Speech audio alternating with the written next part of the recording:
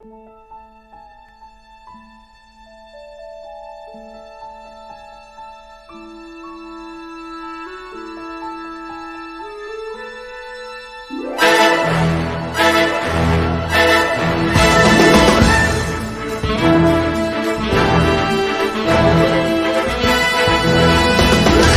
comes a new challenger!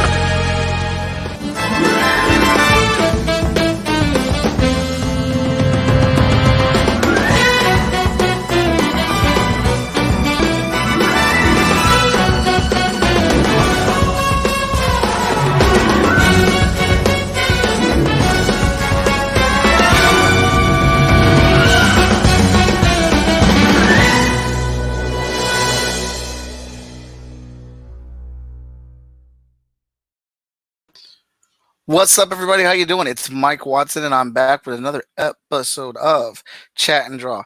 Today is a special episode, and I blame it on Facebook. Because of Facebook's way of posting things, I did not realize one of my good colleagues, friends, and one of the most amazing people that I know, had a Kickstarter going on. Didn't see any of the posts or anything like that until a couple days ago, which was good because I was able to support the Kickstarter, but I would have had them scheduled on the show already. But we have them on the show today for a special episode to highlight their Kickstarter and what they're doing, because they're doing some awesome stuff. Awesome stuff here. I'm looking at the characters they have in here and things like that, and we're going to get this rolling. So in case you don't know, I'm Mike Watson. I just happen to be the publisher of Short Fuse Media Group, the founder of Freestyle Comics, one half of the good, the bad, and the nerdy, the most enthusiastic person in comics, also going by the name of the Superman brother, Mike Watson. And on this show of Chat and Draw, we chat and we draw. I bring creatives and I bring fans and I draw, and then we chat about the thing that I am drawing about. It's as simple as it gets. J-Man, what's up? Dan Stockwell, what's up? Thanks for joining us. How you doing? We are streaming live right now on the Twitter. On the Twitch and the Facebook. And I'm going to get this in real quick because I got these awesome Patreon supporters. This week, I will be doing my Patreon art that I have to do for them to get them out to their digital rewards and their physical rewards. That'll be happening this week. But shout out to my Patreon subscribers at Most Epic Art on Patreon. If you want to join that and check that out, go there, look for it. Shout out to Andrew Duggan, Haley Dennis, Bradley Arney, Tom Kelly, and Unlikely Hero Studios for supporting me on Patreon. They're getting all types of cool stuff and cool swag and things like that. Tons of stuff happening. Shout out and congratulations to Daniel Calvin of Short Fuse Media Group with his title, American Dreams. He just shattered his last, fourth and final stretch goal. Well, a little under 48 hours left to go on his Kickstarter, and he's unlocked everything, and that's thanks to you guys and gals. Thank you so much for making that happen. That is awesome. Now, feeling really good. All right. So, the person that I'm about to bring on here, one half of them, I've been working with for over 5 years, and in case you guys did not know, she's coloring the official cover to the Chat and Draw art book for season 1. And just in case you want to know what that looked like, here it goes. Woo-hoo-hoo-hoo. Yeah. All right. I don't know what else to tell you right there, but there it is. 27 characters on one double spread cover, colored by Veronica Smith, and getting it in. All right. Yeah. So that's all you get. And we're getting these pages put together now for that book. So without further ado, let's get to the traditional intro and let's bring our guest up. Here comes a new challenger! Whoa, there they go. Hi. There. Hello, everybody. We've got Veronica Smith and Nick Davis. Nick, creator, writer of the series Teddy Bear Tales, and Ronnie, the artist, doing the drawing, the inking, and the coloring on this book fantastically. And they have teddy bears because it's called Teddy Bear Tales. Nick, tell us what's going on here, man. Tell us what we got. Hello there, Mike. Thank you for inviting me upon my Oh, no, we can't. There we go. I'm hoping you can hear me fine here. I'm having some technical. Yeah, we can hear you. We can hear you. It's a little delay, but we can hear you. Okay, that's good to know. I'm having some little technical difficulties here in my really part-time, put-together, boxed-up little display here. I am the writer, creator, and owner of the Teddy Bear Tales, the story of a teddy bears who are on a desperate quest to defend and save their child's soul from the monsters under the bed. And we're finally on our final part of the trilogy. It's been a 3-part trilogy, and Ronnie has stuck with me up to the end so far, so I thank you for that. And we are in the final trilogy of the book. It's on Kickstarter right now in the last 48 hours. And Ronnie is the artist, the colour, and the inker, and basically the guy, the poor person who has to translate my scripts into comic book pages. So it's been an interesting journey so far, and we're very happy with how the book is coming together. And this is it. This is once we get past this Kickstarter here. This is the entire trilogy is going to be put into a collector's edition of a huge graphic novel. And it's been a long journey to get here. It's been 3 years, probably a little bit more than that.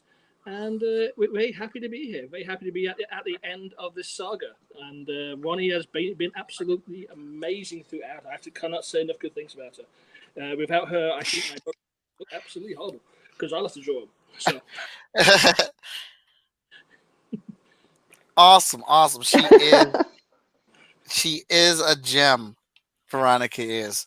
Mm-hmm. So, Veronica, tell us about the book from your perspective. What you do and stuff on it.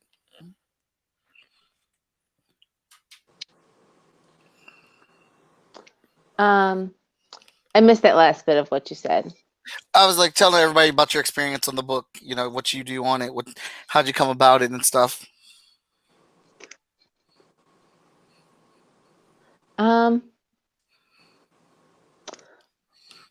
Don't remember. Did we? Well, I can. Well, we have some technical difficulties with Ronnie, and I can tell you how me and Ronnie met to get this. Yeah, let's hear that. Okay. On Spooky Abigail. Is that how? Yes, it was Spooky Abigail. I think that was Spooky Abigail for. So what happened? You were writing.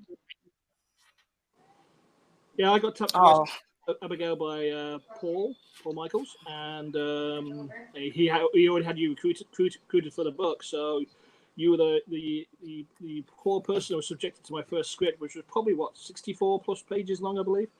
So so that's how I met Ronnie. That's how we basically found each other in this strange world of freelancing and artists and indie artist sales.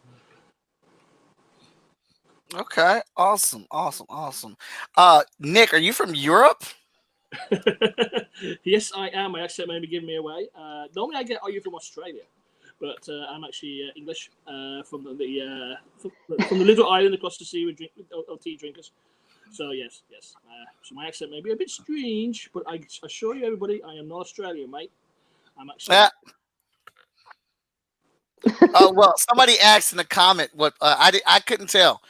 Somebody said in the comments asked if you were from Europe. Oh, I see what they're doing. They're doing a Brexit thing. Okay. Yes. No. Depends what time it is in my country and who's in charge. Awesome.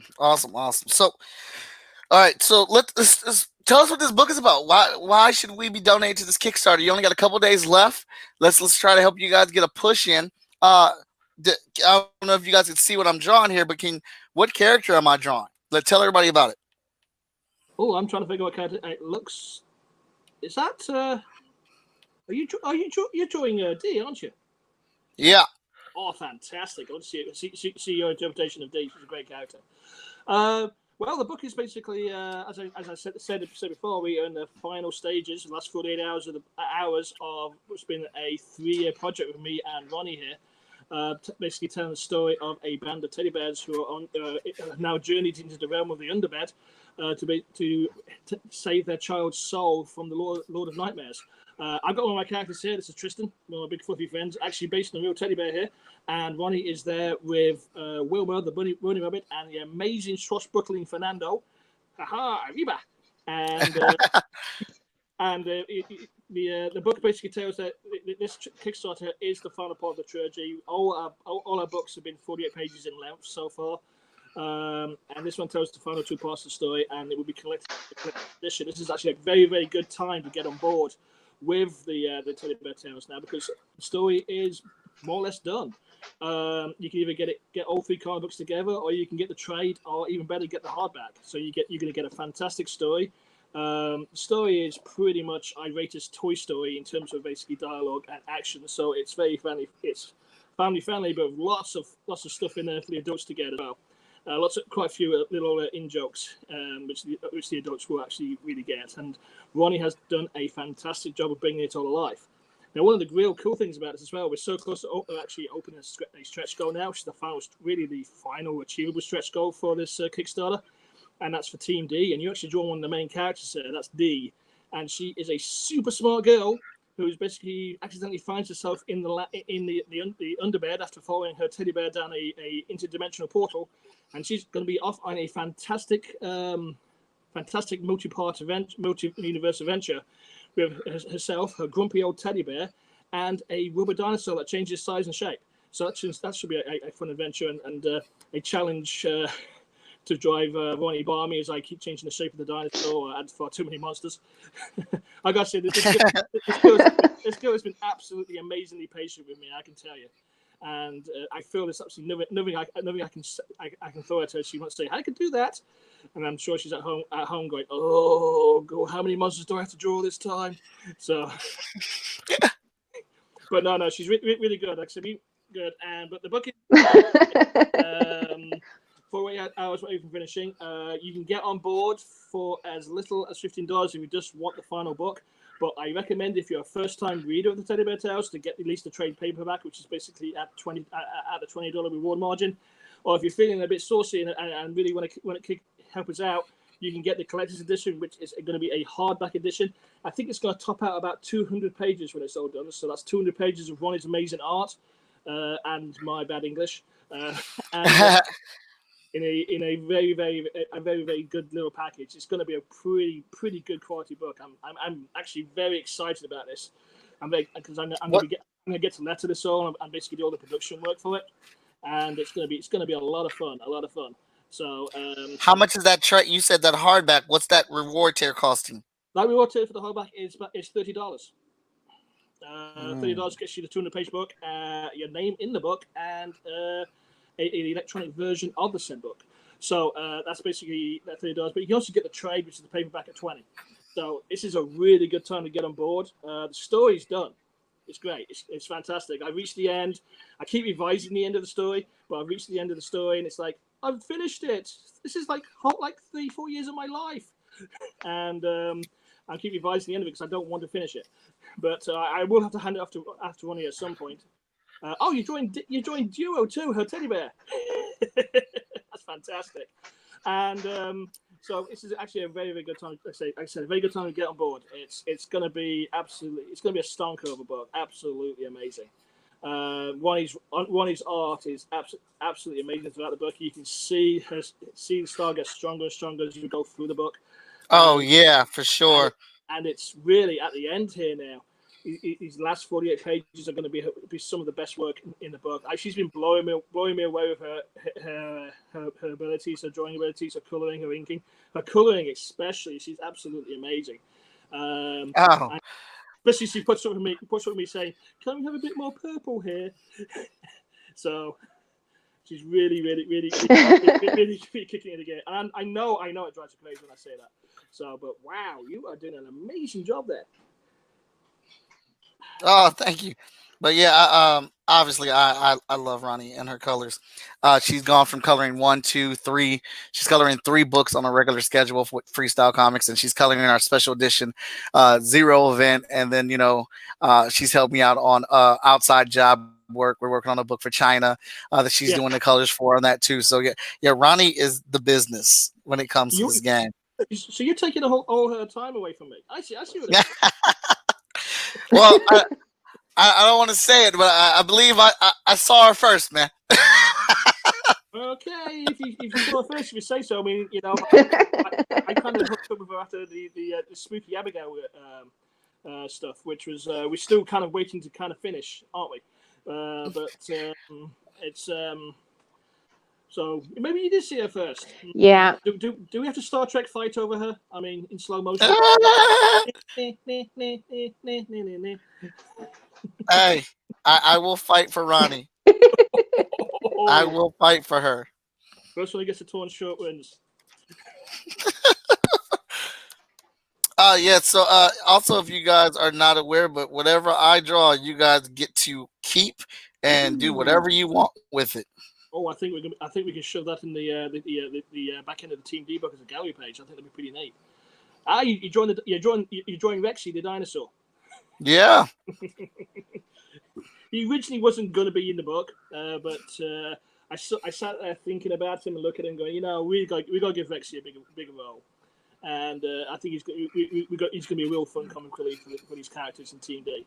But as I said, Team D is a stretch goal for the Teddy Bear Tales graphic novel. We're literally, last time I looked at it, $149 away from basically opening this goal. So get on board, get in there. That's $149. That's 1, 2, 3, 4, 6 hot collected editions paperbacks at books, and we will have the Team D book put in there too, which is going to make this one of the biggest books I've ever produced.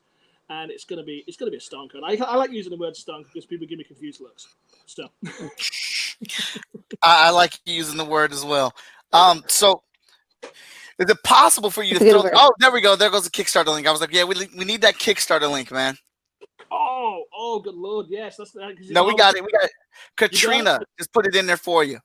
Oh, fantastic. Katrina's another secret weapon of mine.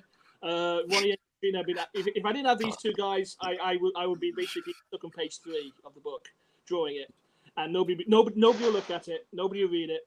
But Ronnie and Katrina are basically are basically the runners of this book. If it wasn't really for those two, it wouldn't be a book.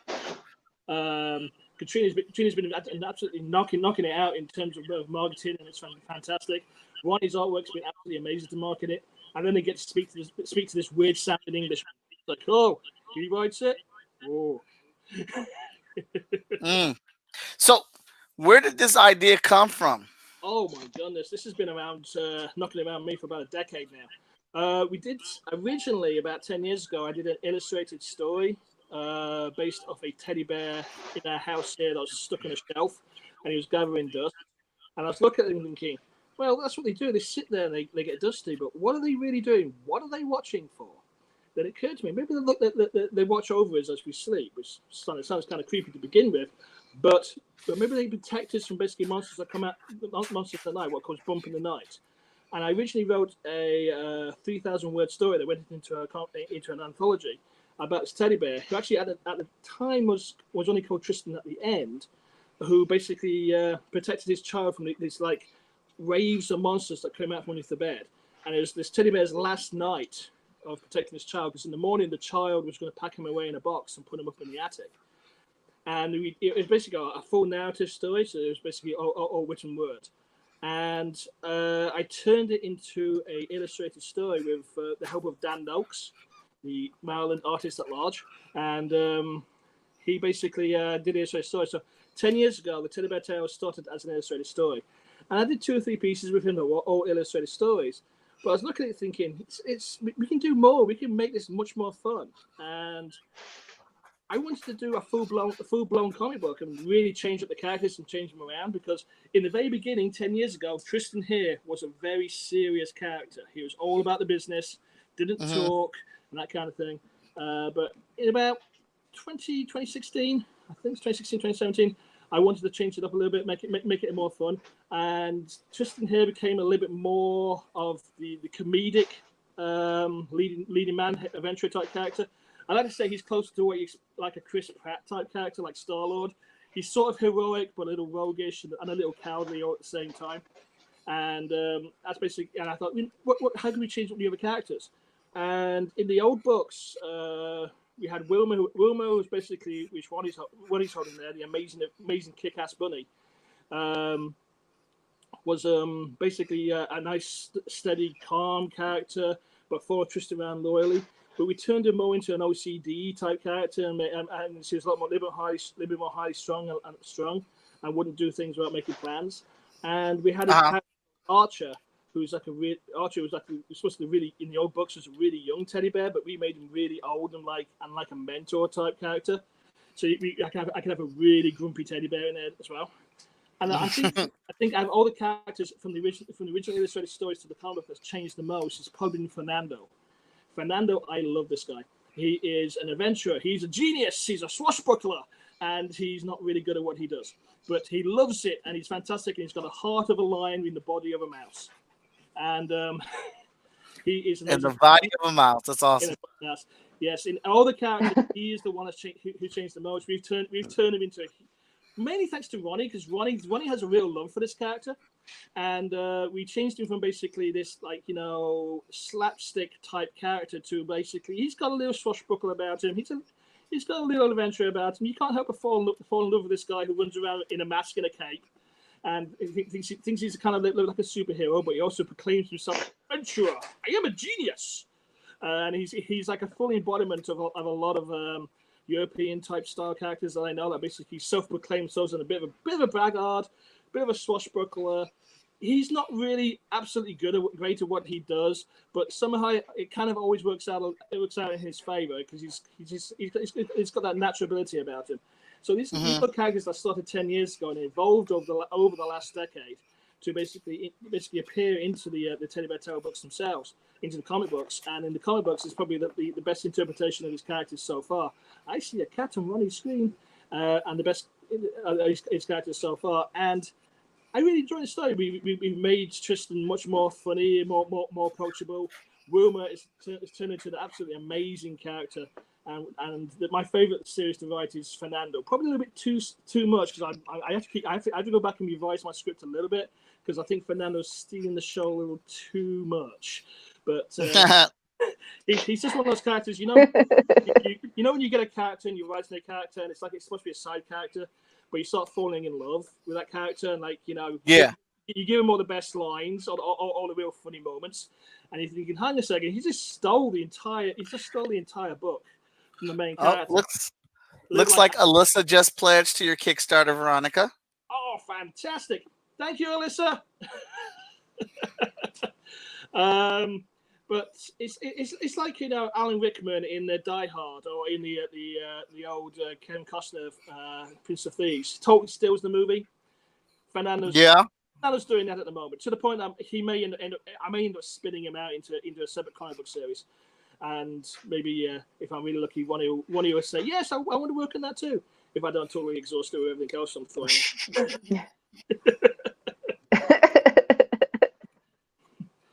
Wow. I like where you go on these bears. That's fine. We'll see.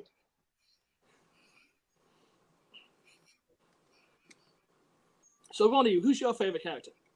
You've been drawing these guys for like 3-4 years now, so you must have an absolute favorite there.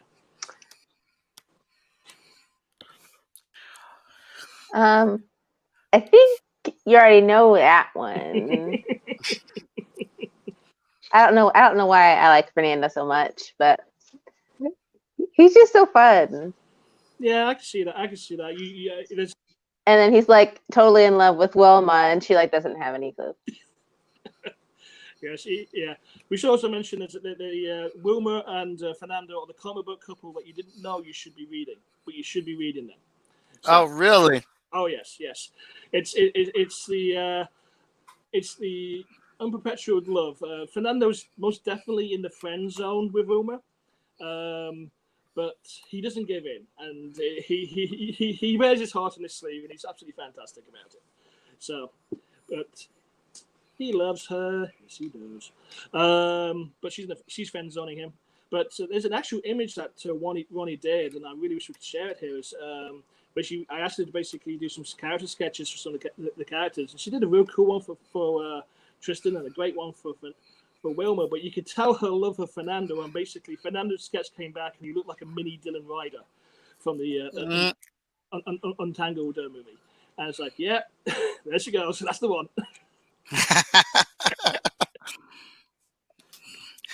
We got a question from J-Man. Veronica, when you are coloring, do you ever not agree with yourself on certain colors and go back and change it later? I know that I have myself on certain things I've drawn. Stanley himself didn't like the Hulk being originally gray, so he had him changed to green.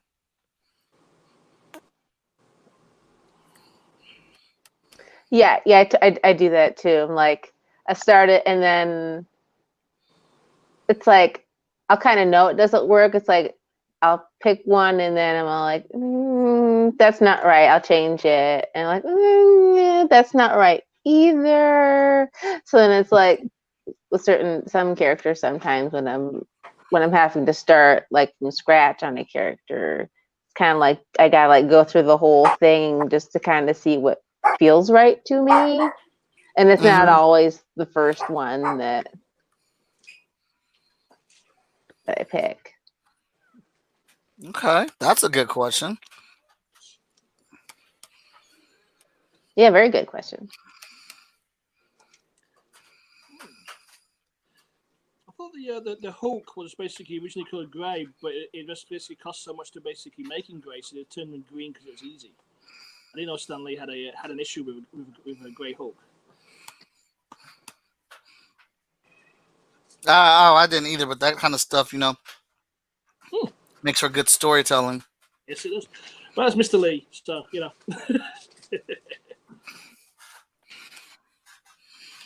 that is Hey, wow.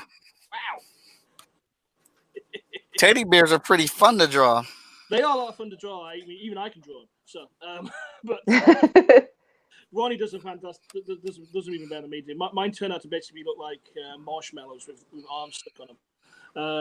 But I'm really liking how duo's coming together here.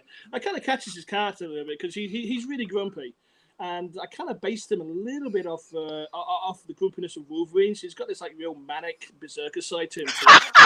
That's But exactly where I went with this. You said he was grumpy and he was mean, and I see him with the attitude in this one picture that reminded you. I'm like, man, I'm going full Wolverine with this teddy bear, man. He's coming at him with the teddy bear cotton claws out.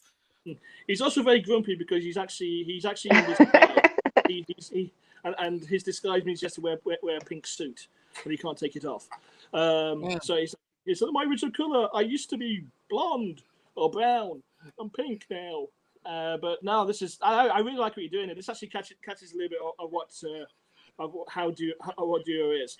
He actually is grumpy. He has got some Wolverine moments that come to him, though in a totally friendly PG comic style. And Oh yeah, for sure. and but the real cool character of the Team D book, which is a stretch goal on the Kickstarter, $150 away. Go plug that away again there. She actually is going to turn out to be a fantastic, fun character to draw, and I'm looking forward to exploring her story when I finally finish the Teddy Bear Tales. And it's going to actually open the universe a bit more, so I can actually explain this a little bit more. It can make a bit more sense to people. So, but I'm really digging that Teddy Bear so far. We need to do more calls, Ronnie.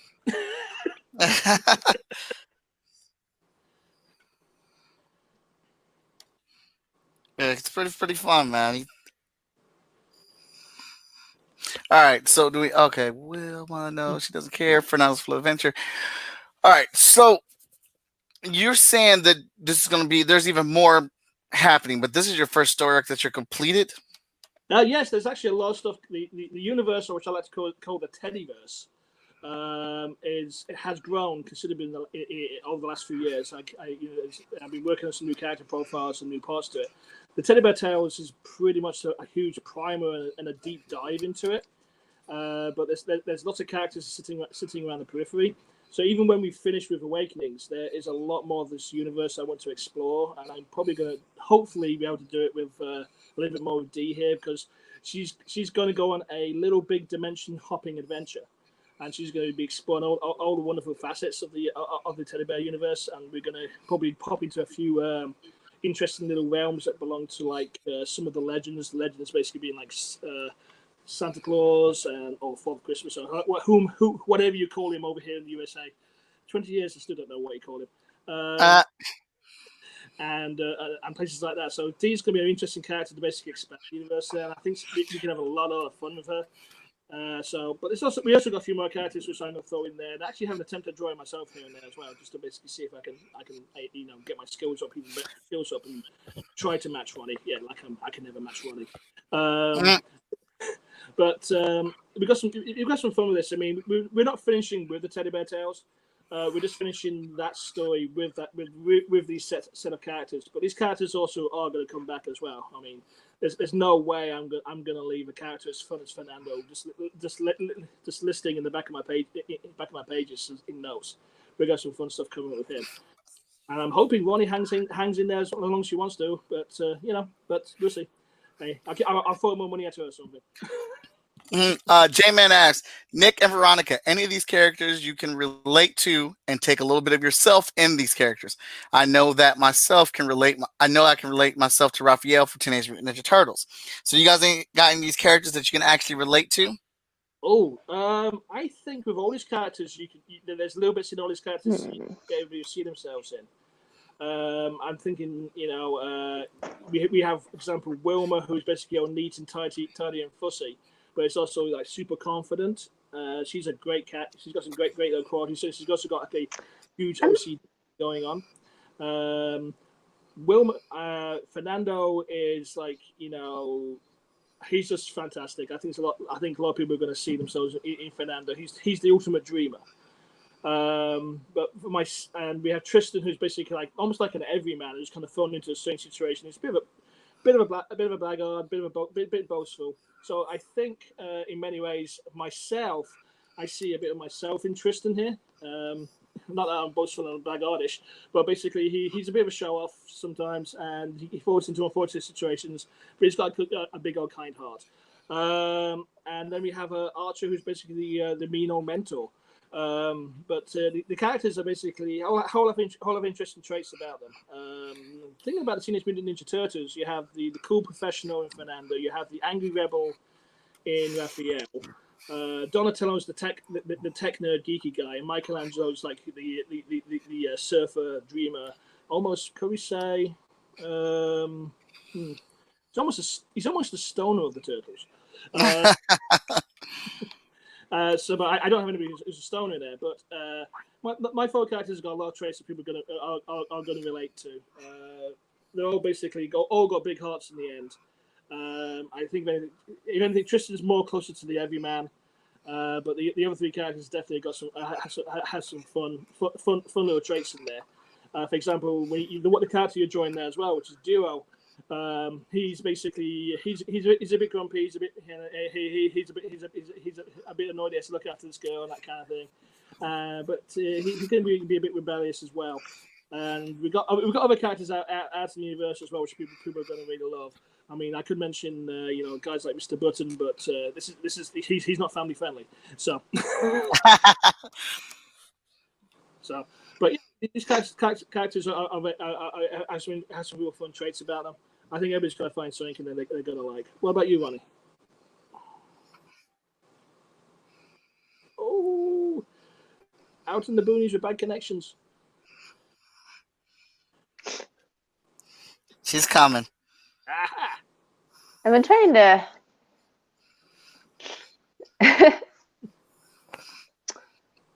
I'm not sure.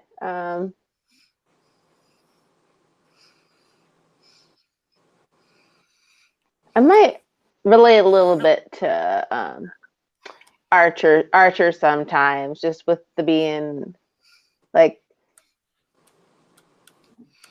a little grumpy sometimes, and then just like feeling like you gotta babysit people, and it's like, oh, amateurs.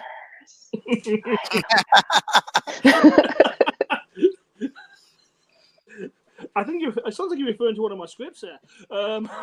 Like,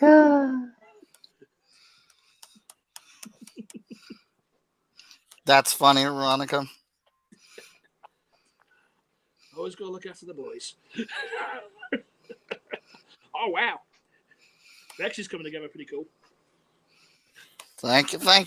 Well, there's some fun characters, and I don't really get to draw in an animated cartoon type of style. So this is like this is fun experimenting like this because I'm trying to keep that cute appeal that Veronica has designed and drawn in them, but I'm trying to add some of my anger issues to it as well. I can see the anger issues in Duo.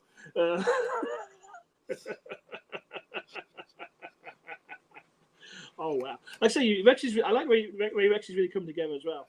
I mean, yeah, the style that Ronnie's drawn is, and Ronnie's style is actually really amazing. But how she's basically filled out all these characters and given their individual quirks, it's been absolutely amazing.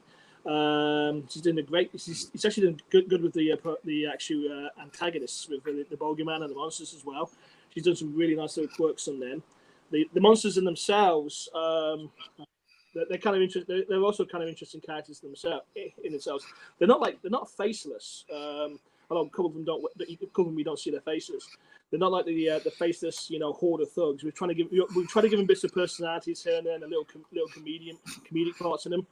We have monsters of very much like the minions from Despicable Me, who literally are totally incompetent, but they're because they make the numbers up. And right. There's an ongoing gag through the entire book. There's a monster that's called a No Name who wears a hood, and every time he encounters the teddy bears, he's the one monster that always says, "Oh, not again." So it's an ongoing gag going through all our books there. But the monsters have their little personalities. They're funny. They have some real fun remarks in as the fights go on. So they're not faceless either. So I'm having a lot of fun with this book. A lot of fun. That's good. So what brought you to the decision to shoot this, to go ahead and shoot for this? Well, I grew back in the UK. We have a very long tradition of slightly different comic books. Over here in the US, you're very much superhero based in terms of your comic books because of Marvel, DC, Image, and whatnot. But in the UK, we have a little bit more of a different attitude towards our books. I grew up reading a comic book called The Beano, which was a 10 pence, which would be 15 cents or a quarter here in the US. Little kids comic strips, so basically characters like Dennis the Menace, Minnie the Minx, Roger Dodger, that kind of thing. And they're like little 5-page stories, like 5-panel stories. And I grew up reading that. It had a little anarchic streak to it, which is a lot of fun. And also because in the UK, I graduated into reading 2000 AD, which is basically like a touchstone for a lot of comic creators here. And, with the satiricalness of Judge Dredd and Dior and Quincy stories and the Rogue Trooper stuff, and it's like I really want to do a comic book at some point, and I kind of experimented a little bit here and there myself. And I'm not a bad artist. I'm not horrible. You can tell what I'm drawing, but sequential art is something a little different, and it's a lot tougher to do. And I found out by doing a couple of my own books, but. I really wanted to do a comic book story, and I experimented. I did the serious comic book story where it's the anti-hero who kills everybody. But it wasn't working for me. I don't have that mindset to basically do like really dark, dingy, it's horrible kind of thing. And I got a bit of a break when I encountered a guy called Paul Michaels who wanted to do a script for Spooky Abigail. And I said, okay, well, I do write a little bit because I used to write commercially for White Dwarf Magazine and a few other places. I said, send it over to me and let me look at it. And he sent the brief over to me, and it's like, Spooky was going to be this like really serious book, and it's about a witch who has a rat instead of a cat. And I'm thinking, this entire world can't be serious. And I kind of basically made it a comedic fantasy. It's like, and I thought, hey, you know what? I can kind of do this kind of like fun, slapsticky type comedy stuff with a little bit of the seriousness put in there, and that kind of fits my style. So let's see if I can take these characters I put in this illustrated story, and really see if I can make a comic book which I would like to pick up and read. And I think I've kind of aced it. I'm not aced it, but I think I've got something here, which is something I'll pick up and read. And it's got highlights. It's got fun moments in it. It's got some pretty dark moments coming up, but it's got some dark moments in it.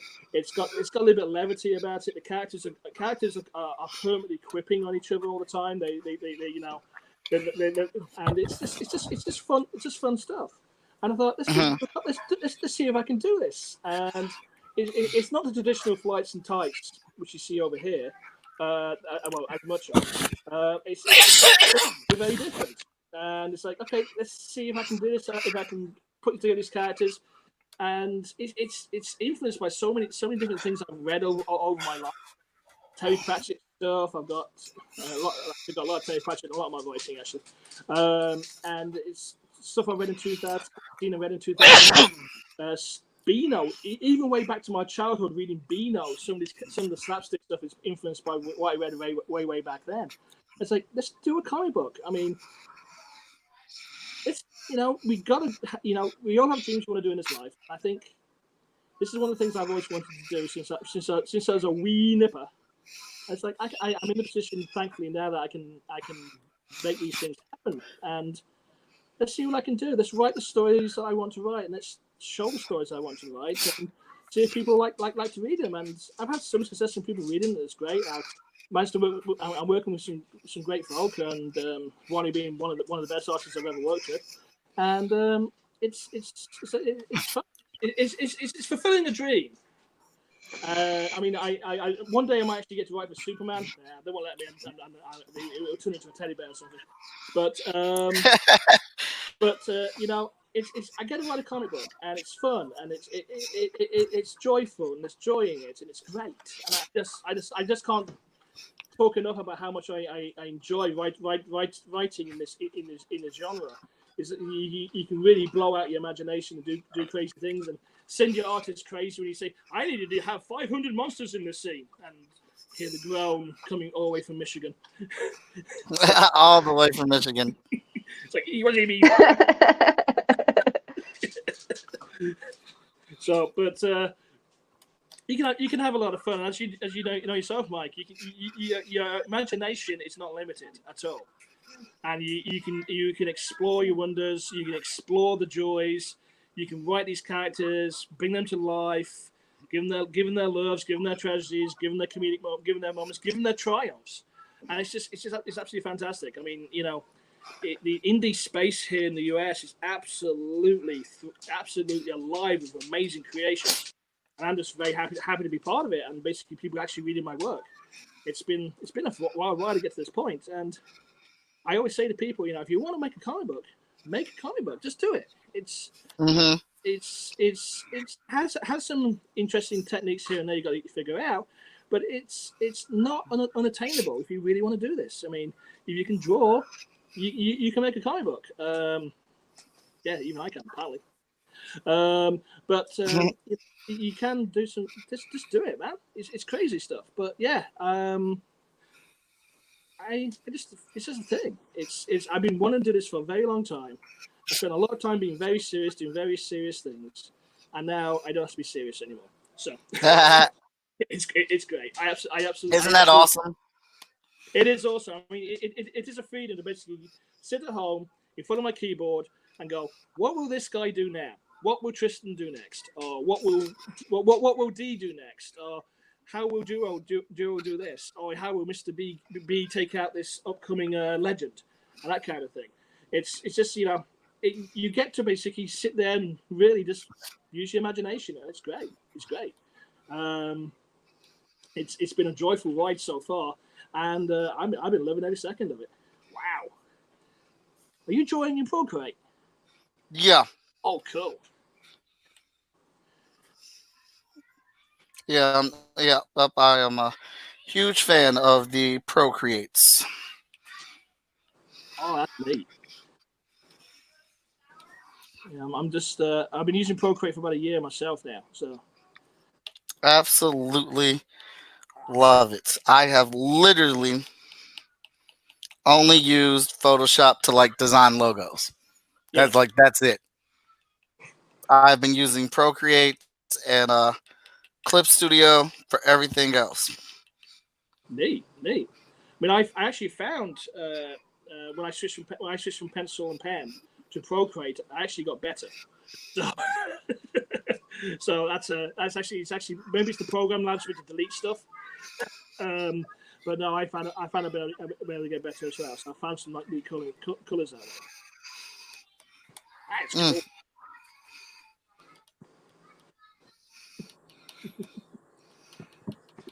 Yeah, I'm still trying to get good at it. I'm not where I want to be at it with it yet. From time to time, I still like do some traditional art, and my Yeah. pencils are still way cleaner than when I do digital stuff. But I'm trying to get my pencils to that level Hmm. on here, but still trying to understand things with it. Like I still think uh, artists that use this, they from what I see, it looks like they changed their style a little bit to accommodate being digital, and they have a new look for their stuff. Yeah, I found when I was using it, yeah, my traditional scratch at it until it basically looked like an image had to go away a little bit. It mainly because the screen was so smooth, and it was just like it was such a difference from drawing from going from paper to a screen. And I got a matte screen protector over my iPad, Hmm. and that seemed to basically help grip the pencil a bit more. So I felt like I actually was drawing again on paper. But yeah, my style changed a lot from onto this too. I mean, Ronnie, you used to draw with ink and paper, right? Yeah. Yep, I'm still doing the first bit with traditional, and then scanning it in and doing all the coloring digitalize. Yeah. And what program do you use for coloring? Yeah, I can't quite do like. I'm sorry, what? I'm sorry. Just kind of curious what program. I never asked you what program did you use for coloring? I'm still using Corel Painter X, Ooh. but I did just get Clip Studio Pro not too long ago when it was half off. So I've been playing around a little bit with that, but I've been using Painter for a long time. That's what I'm comfortable with. I think I've been using that. I think I've had it like 13 years now. So I've been using that same program for a long time. Yeah. So that was my problem. I'm so used to Photoshop. I was kind of I stayed. I didn't want to branch over into something new. But once you crack that egg open and you start getting comfortable with it, man, you'll leave those other programs behind. Like I said, I only use Photoshop for literally graphic design stuff. That's it. Um, I'm drawing hotshot in this whole book, drawing and inking it. So I'm pretty excited about that. But hey, like here you guys go. Wow. Teddy bear, teddy bear tails, full action. That's That's awesome. teddy bear action. That is there. See Loves the a Kirby. replay, see where we came from here. Looks like we're frozen up a little bit. But that was super fun to draw. If we can get that link posted in the comments again, please give a share. Give a share, a pledge. They are already Duo at their goal. 2.0. They're already at their goal, but man, it'd be so cool to give them more money so they can make more stuff for the teddy bear tails or whatnot. More I money. think more money. The more money you give me, the more money Ronnie gets. I don't make a dime out of these. So I dig it. I get it. I dig it. I dig it. I dig it. J-Man says, Mike, I will say, I say this is the best way I've ever been introduced to indie comics and more depth with all the creators. I've been to so many cons at times. The interaction isn't the greatest, and it can be a hard sell depending on the presentation. And for some, it is a hard sell when some just read mainstream books. But everything you have done, Mike, is open Yeah, I doors have for to me color that to read baby more up indie for books. the trade. Hey, I'm about to send it to you, Ronnie. Thank you so much, Jay, man. I really, really appreciate that, man.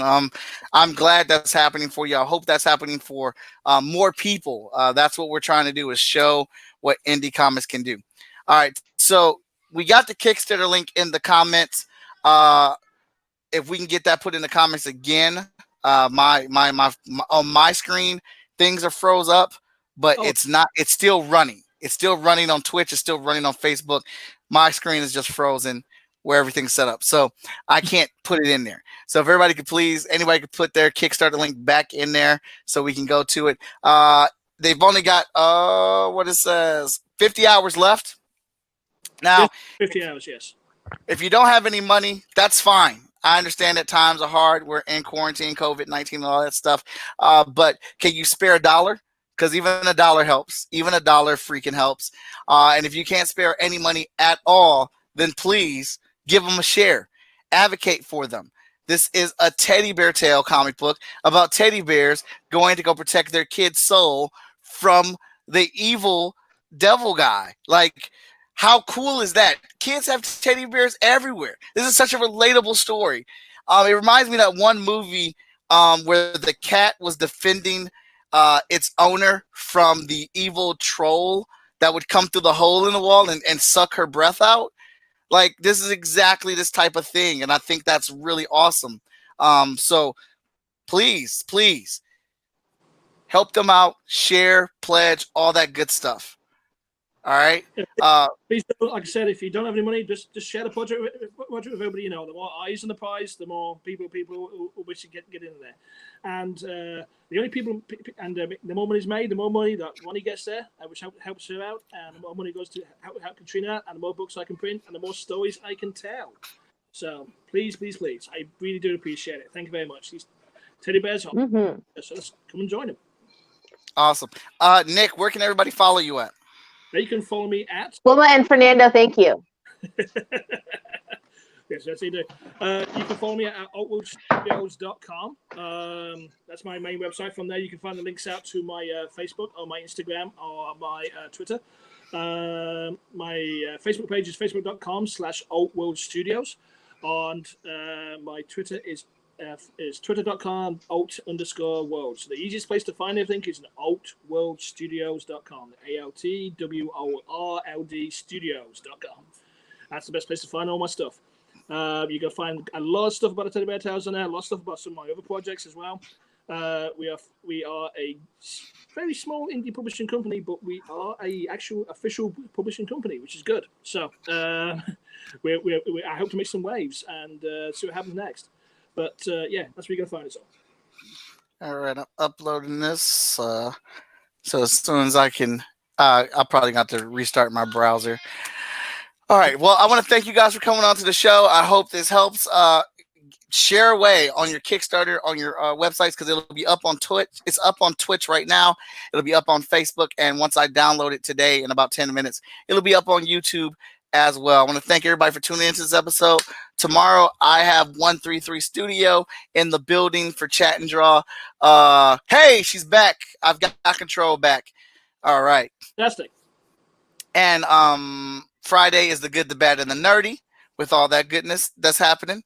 And that's it. I think Monday I've got Travis Gibb in the building, and I'm going to be doing a special Chat and Draw with a couple knuckleheads I know, and then we're going to do the season finale for season 2, because now I'm coming around that 25 episode mark, and I've got to stop because now I got to figure out what's going to be on the next cover for the next art book or whatnot. But thank you, everybody, for tuning in. Please give me a follow on all my social media as Most Epic Art. Hit up shortfusemediagroup.com. That's our website with our comic books on there as well. And please pledge and check out their Kickstarter. Katrina, you the one. You the best. She kept providing our links today, and I really appreciate that. Go check out the Teddy Bear Tales. All right, everybody. Good night. Thanks, Mike. You take care now.